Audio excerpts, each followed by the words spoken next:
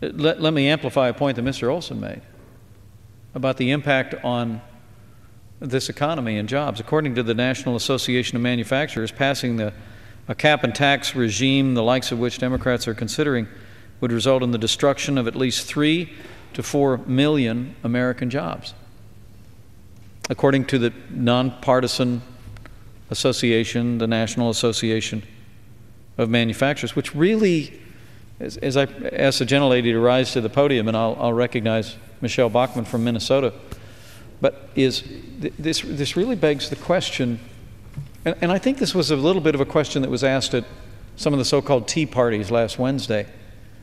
People wonder if anybody in Washington here gets it anymore.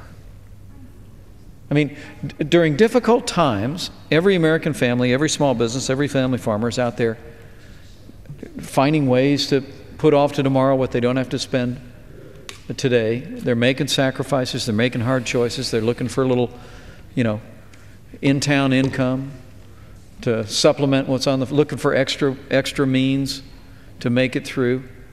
What they're not doing is increasing spending in their family budgets and small business budgets, and they're certainly not increasing their costs.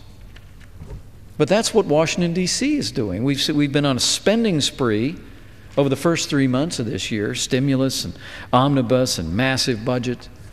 And now the American people, as we dust off from being home with our families over the Passover and Easter holidays, and Congress is prepared to begin to have hearings on what could well be the largest tax increase in American history, a national energy tax that could raise the cost of living on every American household by more than $3,128 a year, which I hasten to add, as I recognize the gentlelady for 5 minutes until she asks me for more, I hasten to add that the President of the United States said as a candidate in January 2008, quote, "Under my plan," speaking of the President's plan, "of a cap and trade system, electricity rates would necessarily skyrocket."